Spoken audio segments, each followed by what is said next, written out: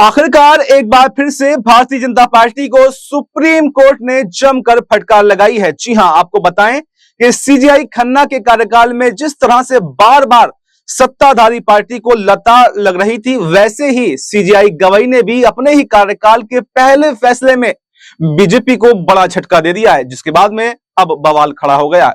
एक बार फिर supreme court में बीजेपी सरकार बुरा फंसी हुई दिखाई दे रही है। पूर्व सीजेआई खन्ना के बाद में अब सीजेआई गवई ने पदभार संभालते ही सरकार की हेकड़ी निकाल कर रख दी है और जमकर लताड़ लगाई है।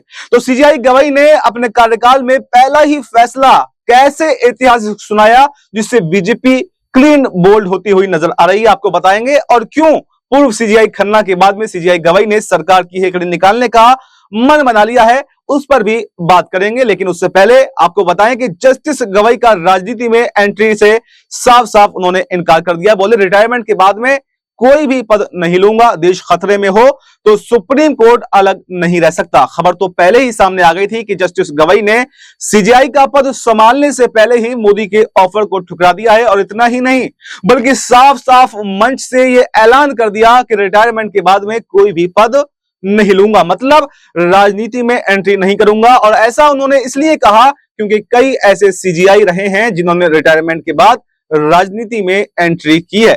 लेकिन सीजेआई गवई ने पहले ही मोदी सरकार की आंखों को खोल दिया। और इतना ही नहीं, सीजेआई गवई ने पदभार संभालते ही भाजपा सरकार की हेकड़ी निकालना अब शुरू कर दिया है। पहले तो उन्होंने पदभार संभालने से पहले इनकार कर दिया और फिर एक मामले में मोदी सरकार के वकील को जमकर फटकार लगाते हुए नोटिस थमा दिया, जिसके बाद में बवाल बनना जो लाजमी है। और अपने कार्यकाल की शुरुआत में ही सीजेआई गवई सरकार पर हमलावर होते हुए दिखाई दे रहे हैं। हालांकि आपको यह भी बताएं कि अंदाज तो ये तभी लग गया था कि सीजेआई खन्ना के बाद सीजेआई गवई का कार्यकाल मोदी सरकार के लिए गले की फांस बनने वाला है। खुद सीजेआई गवई ने बतौर जस्टिस सरकार पर तंज कसा था कि हम पर तो ये आरोप लगते हैं, हम संसद के कामकाज में हस्तक्षेप करते हैं।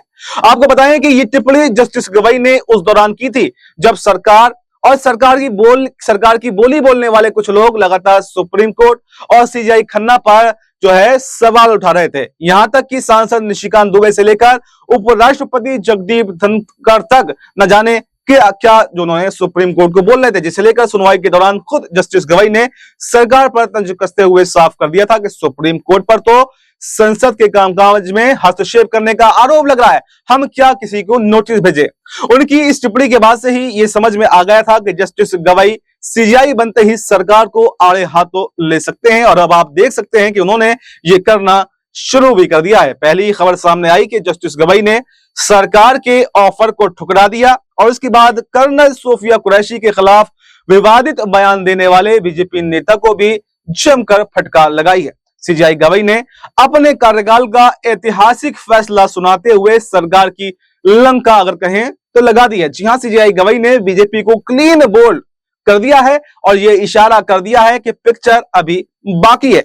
आपको बता दें कि महाराष्ट्र के पूर्व केंद्रीय मंत्री और पूर्व सीएम नारायण राणे को इस फैसले से एक बड़ा झटका लगा है। गुरुवार को सीजेआई ने अपने पहले फैसले से राणे के राजस्व मंत्री रहते हुए लिए गए एक फैसले को निरस्त कर दिया है। राणे पर आरोप था कि उन्होंने अपने करीबी बिल्डर को पूरे जिले की वन विभाग की 30 एकड़ जमीन दे दी थी। सीजेआई ने उक्त जमीन वन विभाग को वापस करने का आदेश दे दिया है और यह साफ कहा गया कि देश भर में ऐसे सभी मामलों की जांच होनी चाहिए जहां नेता अफसर बिल्डर की मिलीभगत हो। इससे साफ देखा जा सकता है कि अपने एक फैसले से ना जाने कितनों की नींदें हराम कर चुके हैं सीजेआई गवई। उन्होंने केवल मंत्री राणे ही नहीं बल्कि उन सभी नेता, मंत्री और बिल्डर्स को एक चुनौती दे दी जो इस तरह की करतूतों में शामिल होते हैं। सुप्रीम कोर्ट के इस फैसले के बाद में महाराष्ट्र की राजनीति में हड़कंप मच गया। सीजेआई गवई के इस फैसले को नारायण राणे के लिए सीधा झटका माना जा रहा है, क्योंकि वो अब बीजेपी में है और ऐसे में इस मुद्दे पर महायुति में भी राजनीतिक बवाल की संभावनाएं हो रही हैं। हालांकि वो इस बार मंत्री नहीं है लेकिन लोकसभा चुनाव जीतने में सफल रहे हैं, तो ऐसे में वर्तमान सरकार की भी हालात खराब होने की संभावनाएं हैं। फडणवीस सरकार में अब राजस्व मंत्री की जिम्मेदारी प्रदेश अध्यक्ष चंद्रशेखर बावनकुले के हाथों में है। सुप्रीम कोर्ट के फैसले को लेकर विपक्ष, खास तौर से उद्धव ठाकरे की पार्टी को राणे पर आक्रामक भी देखा जा सकता है। फिलहाल सुप्रीम कोर्ट के इस फैसले से बीजेपी में हलचल काफी तेज हो गई है और यह साफ दिखाई दे रहा है कि खबर यह भी है कि मुख्य न्यायाधीश बी.आर. गवई ने राजनेताओं और बिल्डरों के नेक्सस को लेकर भी कड़ी फटकार लगाई है। उनकी ये फटकार भले ही बीजेपी के एक नेता को लगी हो, भले ही महाराष्ट्र की सियासी गलियों में पहुंची हो, लेकिन इसकी गूंज दिल्ली तक पहुंचना लाजमी है, क्योंकि पदभार संभालने से पहले ही सीजेआई गवई ने कई बार सरकार को आड़े हाथों भी लिया है। और ऐसे में एक बार फिर से सीजेआई का बीजेपी को इस तरह से फटकारना अपने आप में कोई छोटी बात नहीं है। यह साफ जाहिर कर रहा है कि आने वाले समय में सीजेआई गवई का ये कुछ महीनों का कार्यकाल ही भारतीय जनता पार्टी के लिए मुश्किलों भरा होने वाला है।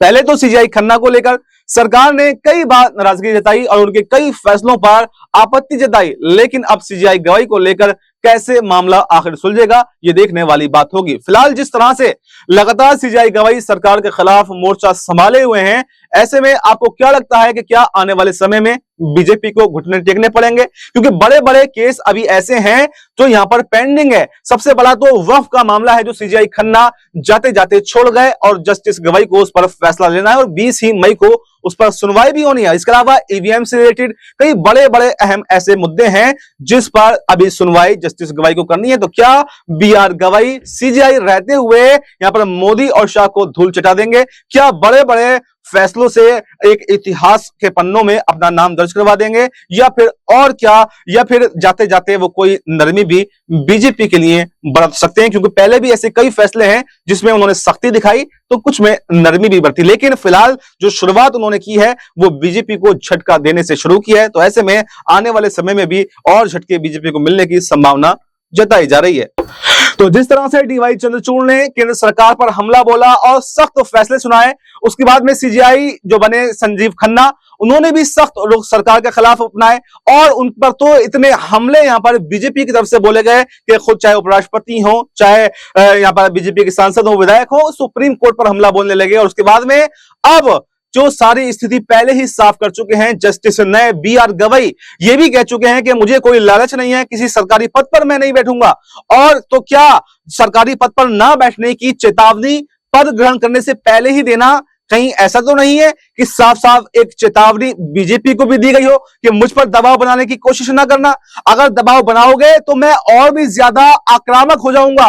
क्योंकि एक कहावत है कि घायल शेर से कहीं ज्यादा खतरनाक होता है अगर वो घायल होता है। इसलिए अगर जिस तरह से आपने संजीव खन्ना पर सीजेआई रहते हुए हमला बोला, अगर मुझ पर बोला गया तो मैं उनसे भी कहीं ज्यादा घातक जो है वो साबित हो सकता हूं। शायद इसी तरफ जो है सीजेआई बी.आर. गवई यह इशारा कर रहे हैं। तो ऐसे में ये देखना आप काफी दिलचस्प होगा कि जो बड़े बड़े केस अभी पेंडिंग पड़े हुए हैं, सबसे बड़ा जो वक्फ का मुद्दा पेंडिंग पड़ा हुआ है, ईवीएम का मुद्दा पेंडिंग पड़ा हुआ है, क्या इन बड़े बड़े केसों में भी अब केंद्र सरकार को बड़ा झटका यहां पर सीजेआई गवई देने वाले हैं? और क्या जो 6 महीने 10 दिन का कार्यकाल है ये ऐतिहासिक कार्यकाल बनने वाला है? और क्या जिस तरह से डीवाई चंद्रचूड़, जिस तरह से सीजेआई खन्ना याद किए जाते हैं, क्या ऐसे ही इतिहास के पन्नों में जस्टिस बी.आर. गवई का नाम भी अब दर्ज होने वाला है? इस पर आपकी क्या राय है? आप अपनी राय कमेंट बॉक्स में जरूर दें और फिलहाल हमें दीजिए इजाजत। नमस्कार।